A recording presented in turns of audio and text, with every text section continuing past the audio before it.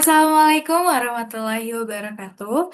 Perkenalkan nama saya Ulen Safitri dengan NIM 2511112000974. Saya dari jurusan S1 Akuntansi.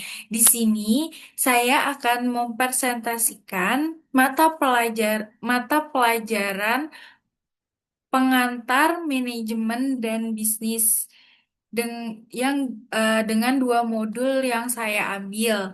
Yang pertama itu, modul yang pertama yang saya akan presentasikan itu adalah etika bisnis dan tanggung jawab sosial.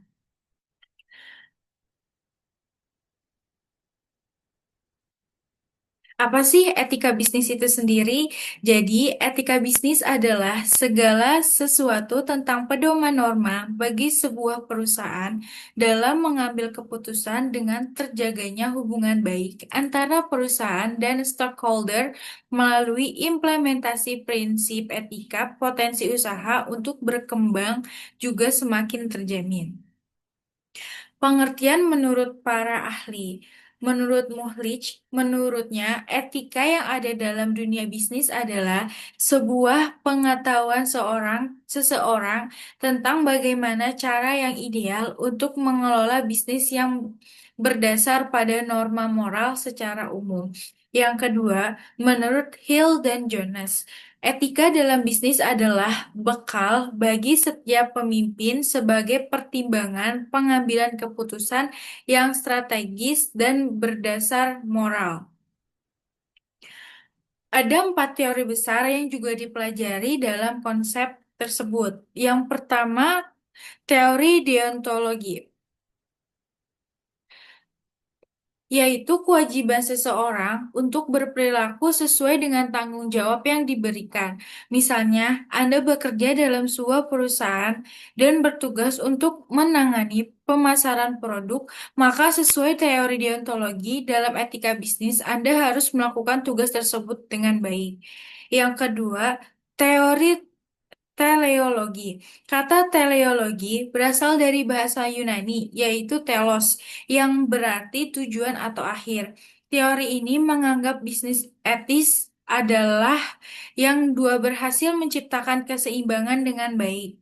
Sehingga pada tujuan terakhir, sehingga dalam kata lain, teori ini berdasarkan konsep kebaikan. Teori keutamaan. Keutamaan memandang bagaimana seseorang bersikap, berperilaku, atau bersikap baik seseorang akan menciptakan watak dan karakter yang baik secara moral juga. Yang keempat, teori hak. Seperti pembahasan etika pada umumnya, teori hak berbicara mengenai sesuatu yang pantas dan harus didapatkan oleh seseorang individu. Sehingga jika dilihat dari segi bisnis, segala keputusan yang diambil perusahaan tidak boleh melanggar hak seseorang. Prinsip etika bisnis. Yang pertama yaitu adalah otonomi. Seperti yang kita tahu, kompetensi seseorang pelaku bisnis dalam pengambilan keputusan haruslah baik.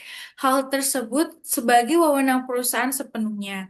Sehingga visi dan misi yang disusun membawa dampak baik pada kesejahteraan karyawan dan stakeholder perusahaan. Yang kedua, equilibrium. Keputusan yang diambil juga harus keseimbang.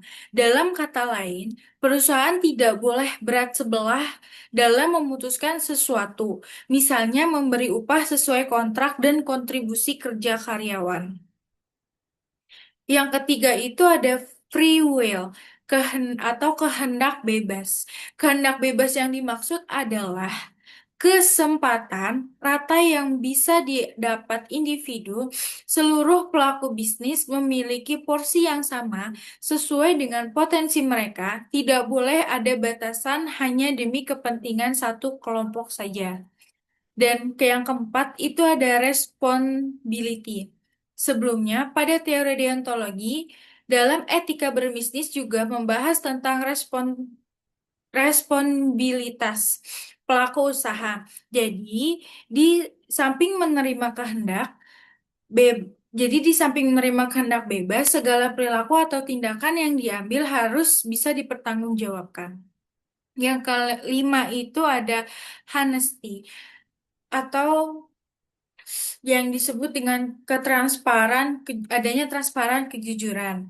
Nah, di sini diterapkan dalam berperilaku. Contohnya, ketika melakukan transaksi jual beli produk, maka produser yang melakukan harus sesuai dengan regulasi yang berlaku di perusahaan. Fungsi etika bisnis. Yang pertama, ada kalau kolaborasi yang lebih kuat. Yang kedua, peningkatan retensi karyawan. Yang ketiga, kepemimpinan yang lebih efektif. Yang keenam, peningkatan nilai profesional. Etika dalam berinteraksi. Selalu hargai pendapat orang lain, jangan memotong pembicaraan orang lain, jangan berbicara dengan kasar. Yang keempat, hindari gosip. Yang kelima, hormati batasan orang lain. Tanggung jawab sosial atau yang disebut dengan Corporate Social Responsibility. CSW. Menurut World Business Council on Sustainable Development, adalah komitmen dari bisnis atau perusahaan untuk berperilaku etis dan berkontribusi terhadap pembangunan ekonomi yang berkelanjutan, seraya meningkatkan kualitas hidup karyawan dan keluarganya, komunitas lokal, dan masyarakat luas.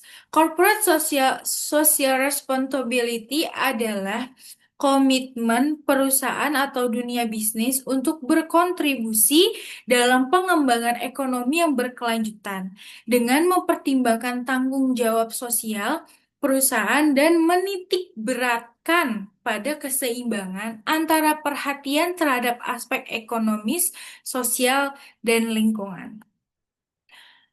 Nah, dari corporate social responsibility ini ada manfaatnya nih guys. Yang pertama, mempertahankan dan mendongkrak reputasi serta citra perusahaan, mendapatkan lisensi untuk beroperasi secara sosial, mereduksi resiko bisnis perusahaan, melebarkan akses sumber daya bagi operasional usaha, membuka peluang pasar yang lebih luas, mereduksi biaya, misalnya terkait dampak membuang limbah, mohon maaf, memperbaiki hubungan dengan stakeholder, memperbaiki hubungan dengan regulator, meningkatkan semangat dan produktivitas karyawan, serta yang terakhir peluang mendapat penghargaan.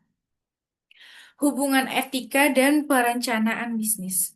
Etika didefinisikan sebagai konsensus mengenai standar perilaku yang diterima untuk suatu pekerjaan, perdagangan, atau profesi. Sedangkan menurut Griffin, etika adalah pandangan, keyakinan, dan nilai akan sesuatu yang baik dan buruk, benar dan salah. Etika manajemen adalah standar kelayakan pengelolaan organisasi yang memenuhi kriteria etika. Selain etika dikenal juga sebagai istilah moral atau moralitas, yakni ajaran-ajaran perilaku personal berdasarkan agama dan filosofi. Salah satu penyebab perilaku tidak etis tidak adanya standar yang berlaku bagi seluruh dunia mengenai perilaku para pembisnis, sedangkan norma dan nilai-nilai budaya berbeda untuk setiap negara.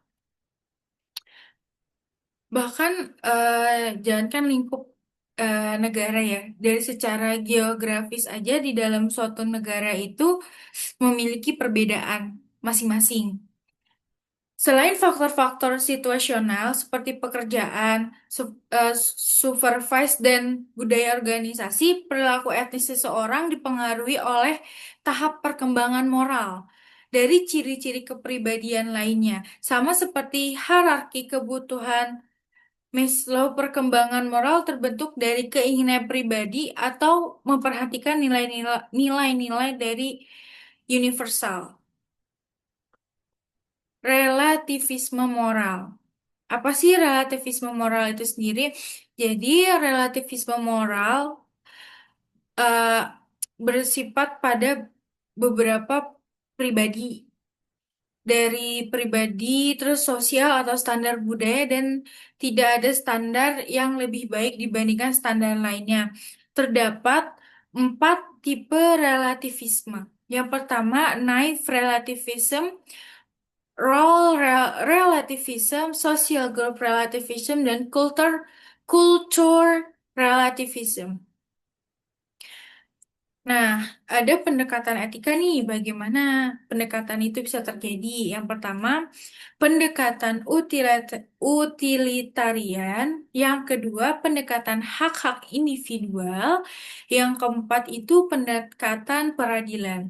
Contoh dari tindakan tidak etis atau tidak legal dalam sebuah manajemen perusahaan. Yang pertama, penggunaan obat-obatan terlarang, pencurian oleh para pekerja atau korupsi, konflik kepentingan, dan yang terakhir adalah pengawasan kualitas atau quality control.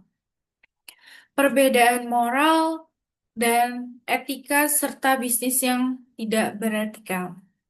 Etika adalah norma atau peraturan yang dijadikan sebagai pedoman dalam berperilaku di lingkungan masyarakat yang berhubungan dengan baik dan buruknya pada sifat seseorang. Ada beberapa ciri-ciri yang digunakan untuk membedakannya. Yang pertama itu jenis norma. Etika akan tetap berjalan meskipun tidak ada orang lain yang melihatnya. Norma yang satu ini bersifat absolut ataupun mutlak. Di dalam etika ada sudut pandang yang dilihat dengan batin manusia di dalam. Nah, di dalam etika itu sangat berhubungan antara tindakan atau eh, perilaku dari si manusia itu sendiri. Jenis-jenis etika.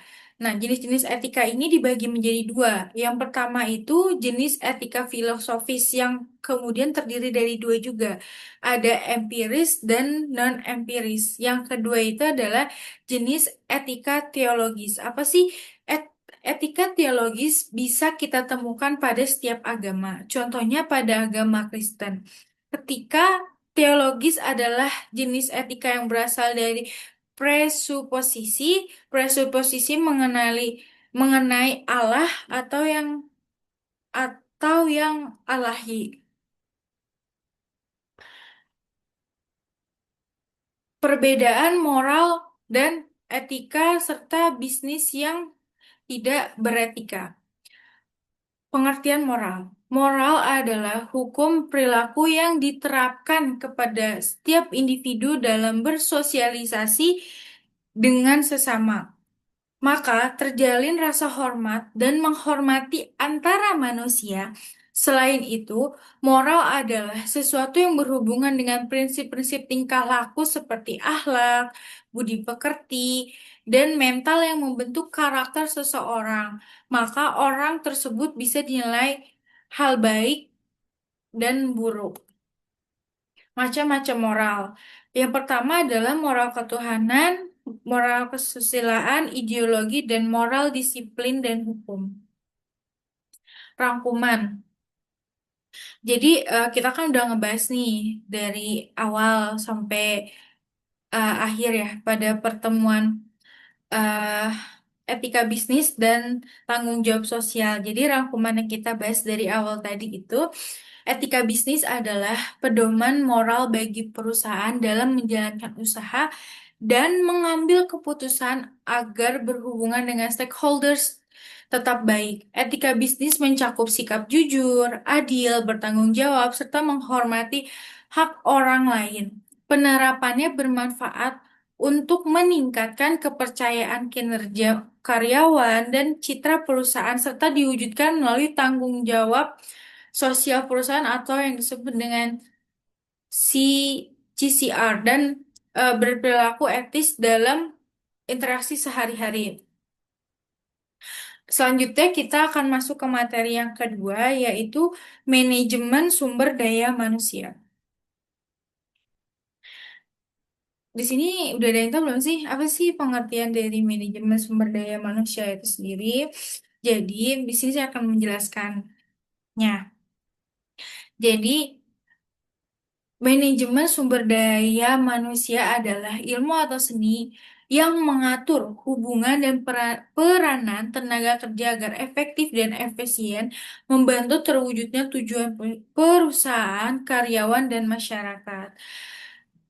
Singkatan dari manajemen SDM ini adalah MSDM, sering disamakan dengan manajemen personalia, yakni perencanaan, pengorganisasian, pengarahan, dan pengendalian dari pengadaan, pengembangan, kompensasi, pengintegrasian, pemeliharaan, dan pemberhentian karyawan dengan maksud terwujud tujuan perusahaan, individu, karyawan, dan masyarakat.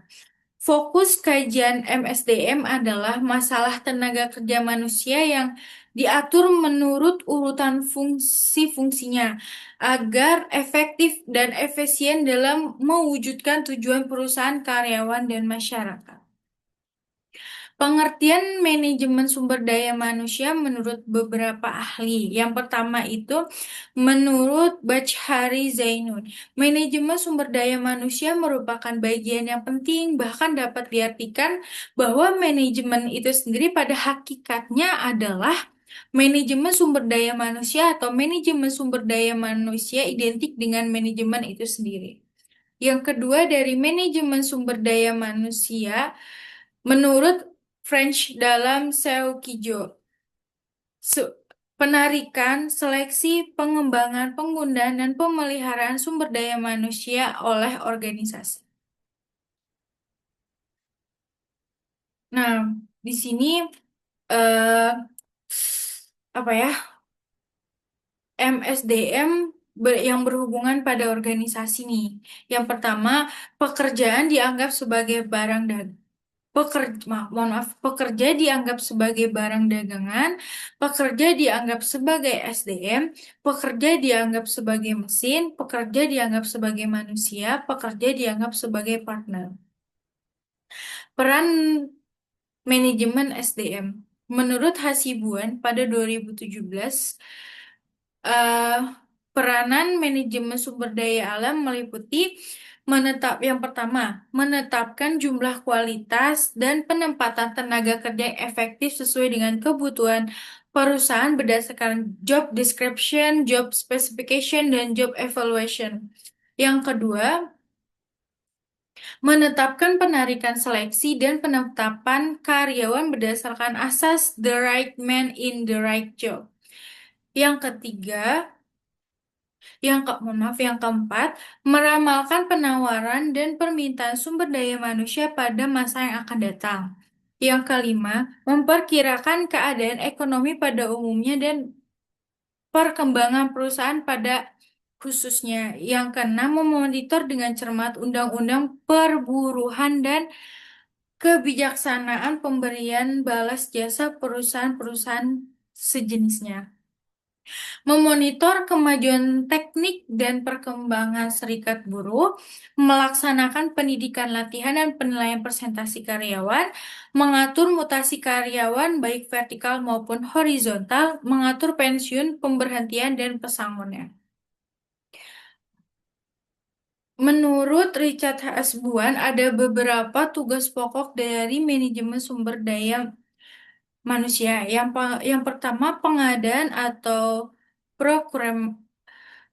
prosumen, yang kedua ada pengembangan atau diploman, yang ketiga ada pemberhentian atau separation, yang keempat ada kompensasi atau compensation, yang kelima ada pengintegrasian atau integration dan pemeliharaan maintenance, dan yang terakhir itu kedisiplinan. Tujuan dari manajemen sumber daya manusia itu ada empat, yaitu tujuan organisasional, tujuan fungsional, tujuan sosial, dan tujuan personal. Tanggung jawab dari manajemen sumber daya manusia. Yang pertama, mendesain tugas dan struktur dalam organisasi. Yang kedua, mengorganisasikan sumber daya. Yang ketiga, menilai kinerja karyawan. Yang keempat, mengembangkan karyawan. Yang kelima, mengatur penghargaan untuk karyawan. Nah, Kita udah ada di part terakhir nih di rangkuman. Apa sih dari sekian banyak materi yang udah kita bahas tentang manajemen sumber daya manusia dari awal sampai akhir. Jadi rangkumannya itu manajemen sumber daya manusia MSDM adalah ilmu dan seni dalam mengolah manusia di dalam organisasi agar dapat bekerja secara efektif dan efisien untuk mencapai tujuan perusahaan, karyawan, dan masyarakat. MSDM memandang karyawan sebagai aset utama yang harus dipelihara, dikembangkan, dan dihargai, bukan sekedar faktor produksi. Proses MSDM meliputi pengadaan, pemeliharaan, pengembangan sumber daya manusia melalui rekrutmen, pemberian kesejahteraan, serta pendidikan dan pelatihan. Peran dan tugas MSDM sangat penting dalam mengatur penempatan tenaga kerja, meningkatkan kinerja, menjaga disiplin, serta menciptakan hubungan kerja yang harmonis sehingga tujuan organisasi dan kepuasan karyawan dapat tercapai secara seimbang. Itu saja presentasi dari saya. Jika selama memaparkan materi banyak kata-kata yang salah atau ada materi yang kurang berkenan atau ada pengurangan dari ada kalimat yang kurang dari materi saya, mohon dimaafkan. Sekian, terima kasih. Wassalamualaikum warahmatullahi wabarakatuh.